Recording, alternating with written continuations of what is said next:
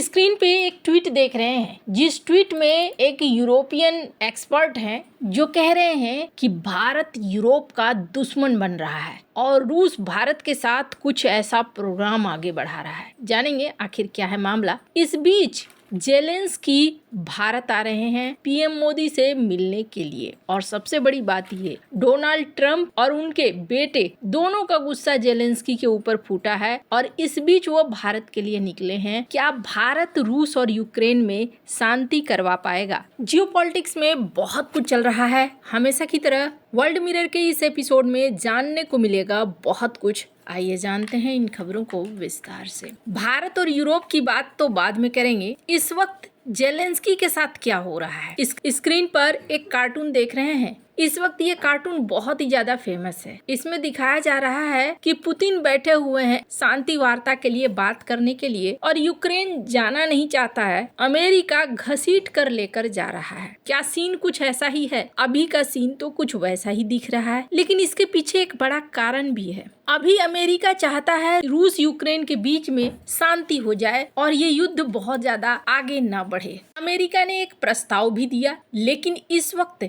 Zelensky बहुत ही ज्यादा aggressive वाले मोड में दिख रहे हैं। किस तरीके से, स्क्रीन पर इस वीडियो को देखिए। डोनाल्ड ट्रंप इस वीडियो में क्या कहते हैं? We've been speaking to President Putin and we've been speaking to Ukrainian leaders, including Zelensky, President Zelensky. And I have to say that I'm a little bit disappointed that President Zelensky hasn't yet read the proposal. That was as of a few hours ago. His people love it, but he hasn't. Russia's fine with it. Russia, I guess, would rather have the whole country when you think of it. But Russia is, I believe, fine with it, but I'm not sure that Zelensky is fine with it. His people love it. Donald Trump कहते हैं कि हमने जो प्रस्ताव दिया है, रूस ने उस प्रस्ताव को मान लिया है, लेकिन जेलेंस्की ने उस प्रस्ताव को अभी तक पढ़ा भी नहीं है। अब यूरोप का क्या मानना है? यूरोप को ऐसा लग रहा है कि शायद डोनाल्ड ट्रंप ने अब जो इलाकों का मामला है, उन इलाकों के मामले में हामी भर दी है। यानी कि बहुत सारा इलाका जो रूस ने कब्जा रखा है, उस इलाके को रूस नहीं छोड़ेगा। ये बात हालांकि डोनाल्ड ट्रंप पहले भी कह चुके हैं कि उन्होंने युद्ध लड़ा और युद्ध में अच्छा खासा हानि भी उन्होंने बर्दाश्त किया है, इसलिए अब इन जीते हुए इलाकों को वो छोड़ने वाले नहीं है और यूक्रेन को इस मामले में समझौता करना पड़ेगा। लेकिन पिछली बार भी ये डील टूट गई थी और इस बार भी देखने को मिल रहा है कि यूरोप से बातचीत करेंगे जेलेंस्की। पहले तो ये पढ़ ही नहीं रहे हैं प्रस्ताव को, और ये अमेरिका के लिए भी एक अजीब सा सीन है कि जेलेंस्की नहीं पढ़ रहे हैं। इसके बजाय जेलेंस्की यूरोपीय देश के लीडर से बातचीत करने के लिए जा रहे हैं कि मैं बातचीत करूंगा, उसके बाद जो भी डिसीजन होगा उस हिसाब से लूंगा। इस बीच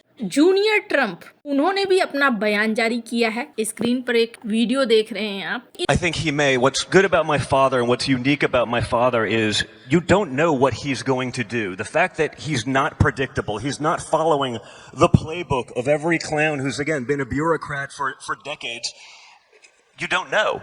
And so that forces everyone to actually deal in an intellectually honest capacity, which has not happened in far too long. इनसे सीधे सीधे सवाल कर लिया गया। मैं इस वीडियो को देख रही थी, बहुत ही अलग तरीके से डोनाल्ड ट्रंप के बेटे ने जवाब दिया है। हालांकि डोनाल्ड ट्रंप के बेटे ने ये भी पुष्टि कर दी है कि अभी डोनाल्ड ट्रंप के सोचने का तरीका क्या है। इन्होंने कहा कि देखिए, उनके पिता यूक्रेन शांति प्रक्रिया से पीछे हट सकते हैं, यानी जो शांति करवाना चाहते हैं वो शांति वो बंद भी कर सकते हैं। उन्होंने ये बयान कतर में एक सम्मेलन के दौरान कहा। इन्होंने कहा कि उनके पिता की जो पॉलिसी है ना, हमेशा अनिश्चित रहती है, अप्रत्याशित रहती है। कब क्या कर दें किसी को कुछ पता नहीं है। इसलिए ये बात बहुत महत्वपूर्ण हो जाती है कि इस समय जेलेंस्की ने उस प्रस्ताव को पढ़ा नहीं है और डोनाल्ड ट्रंप इस बात को कह रहे हैं कि रूस रेडी है, तुम रेडी नहीं हो, अभी तक पढ़ भी नहीं रहे हो। रूस यूक्रेन युद्ध में वैसे तो इस वक्त एक ऐसे मोड़ पर पहुंच चुका है ये युद्ध जहां रूस का पलड़ा भारी नजर आ रहा है। क्यों?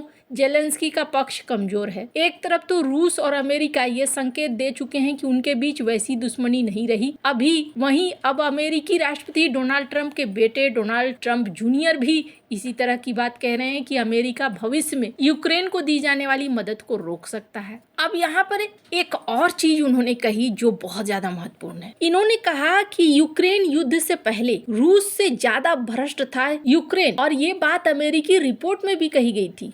इन्होंने कहा कि यूक्रेन के राष्ट्रपति वोलोदिमीर जेलेंस्की को एक देवता जैसा दर्जा दे दिया गया, जबकि उनके शासन में ही लंबे समय से भ्रष्टाचार और अनियमितताएं रही है। अक्सर इन्हें नजरअंदाज कर दिया गया। उन्होंने जेलेंस्की के भ्रष्टाचार पर खुलकर बात कही और कहा कि वो पवित्र नहीं है। इसका क्या मतलब है? इसका मतलब ये है कि आगे का रास्ता जेलेंस्की के लिए बंद होने वाला है। इस बीच ये भी देखने को मिल रहा है कि अमेरिका के राष्ट्रपति के बेटे इस बात को कह रहे हैं कि अमेरिकियों में अब युद्ध के लिए पैसा देने का उत्साह खत्म हो गया है। उन्होंने कहा अब हम ऐसे चीजों में पैसा खर्च नहीं करना चाहते हैं। ये अपने आप में एक बहुत बड़ी बात है। आपको पूरा ओवरव्यू समझ में आ गया कि यूक्रेन के साथ इस वक्त क्या हो रहा है। रूस इसके खिलाफ खड़ा है तो ट्रम्प अब साइड पकड़ रहे हैं। अगर शांति वार्ता माननी है तो मानो, नहीं माननी है तो तुम लोग लड़ो। एक तरीके से ये यूरोप को भी अकेला छोड़ रहे हैं कि यूरोप अगर तुम फंड करना चाहते हो इस युद्ध को तो फंड करो। हालांकि ये देखने को मिला है कि रूसी राष्ट्रपति व्लादिमीर पुतिन भारत से जाने के बाद ताबड़तोड़ बारिश में लगे हैं, तो वहीं यूक्रेन भी रूस के खास तौर पर तेल के टैंकरों पर बमबारी कर रहा है। हालांकि तुर्की बार बार चिल्ला रहा है कि ब्लैक सी में ये बमबारी क्यों कर रहे हो, इस बमबारी को रोको, लेकिन ये जारी है। अब इस बीच जेलेंस्की को कोई रास्ता दिख नहीं रहा है आगे क्या होगा। राष्ट्रपति पुतिन भारत आए और भारत से लौट कर गए। इससे पहले पीएम मोदी जब रूस जा रहे थे तो उन्होंने जेलेंस्की से भी मुलाकात करी थी और उस समय ये वीडियो बहुत ज्यादा चर्चा में भी आया था। कुछ तस्वीरें भी चर्चा में आई थी जिसमें देखने को मिला था कि जेलेंस्की बहुत ही ज्यादा